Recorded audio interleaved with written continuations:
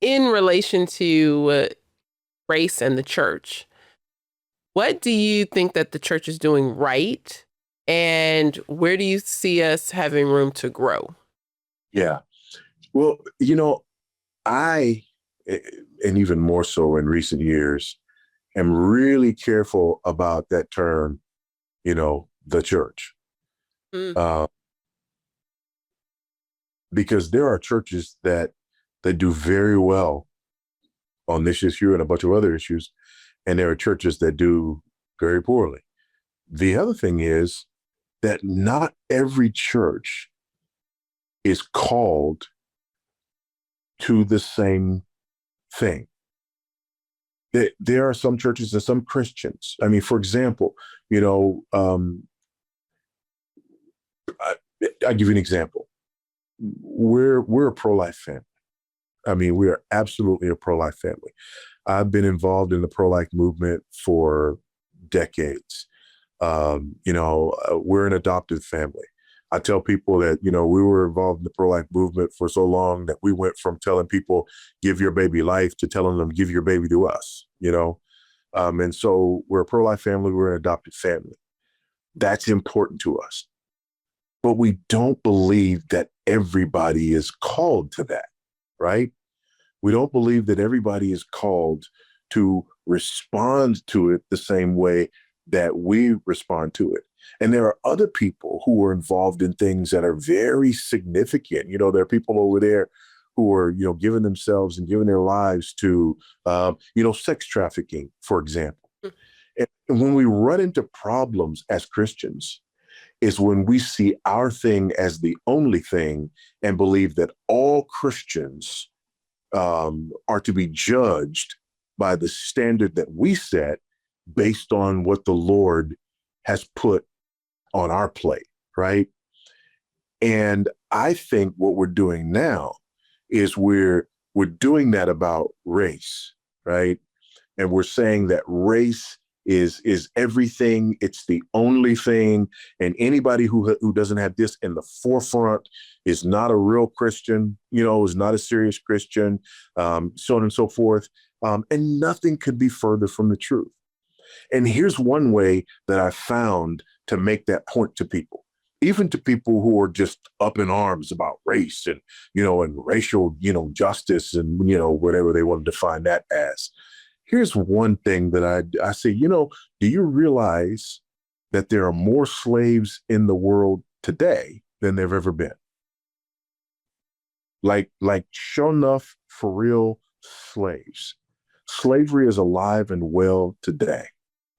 And what I find interesting is that people get on their moral high horse because they want justice for people who've never been slaves because of what happened to their ancestors generations ago. Mm-hmm. And these same people couldn't care less about people who are literally in slavery today. Mm. That's good. That's real good. And I think that's something that you would ask me when we first started talking is, why does everybody have to care about race? And for me, it was justice. Why does everybody's call have to be to social justice? She wanted everybody to be just as passionate about justice as she was. And I definitely think that God, one of the unique things that God put in your heart, the way that he made you, is that you came out of your mother just caring about justice, being passionate about it. And I think that that's why the enemy hijacked it for so long. Is that, the enemy had you entrapped in this kind of counterfeit version of justice because that was part of how God made you. And your pretend friends when you were a child. You ain't got to bring my imaginary friends into this. Were orphans. They you really wanted to run an adoption agency, and that was just how God made you. And I think that that's what made it such an easy thing for the devil to kind of lead you into this counterfeit. So it wasn't that your heart for justice was bad, but you really thought that Jesus was a social worker. Yes, I did. My problem was that I wasn't as passionate about the same issues as you were. Because Jesus was all about social justice. I know. We used to have these conversations. So listen, I I, when I was at university, I was at Rice University. I was playing football at Rice University. God calls me to preach. And long story short, I transfer, my senior year from Rice University to Houston Baptist University. And I went from, being on a football scholarship to having to pay for school. And so I got a job. By the way, I was married, already had a daughter. And so I had a job. And what did I do? I went to social work. I worked at a group home.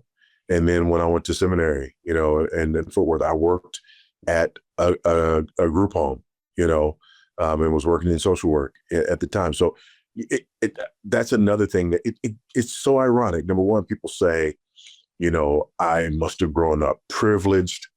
That one makes me chuckle. The other one is I must have grown up, not in a Black, community or neighborhood or whatever. That one makes me go beyond chuckling to just right out laughing, and then the other one is, not concerned, about the plight of Black people and whatnot. And so, I started the Black Student Fellowship at Houston Baptist University. My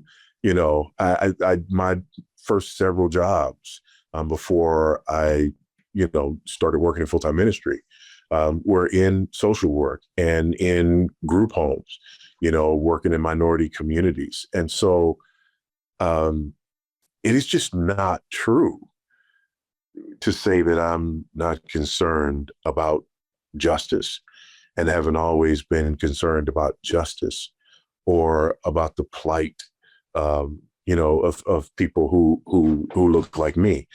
It's just that I understand the nature of that plight differently. If nothing happens with the police, if nothing happens, with, whatever affirmative action and set-asides and reparations and this, that, if nothing is ever done by anyone, we will dramatically improve the plight of Black people if we preach the gospel and apply the gospel in the area of biblical manhood, womanhood, marriage, and family. It will be transformational without the government doing a single thing.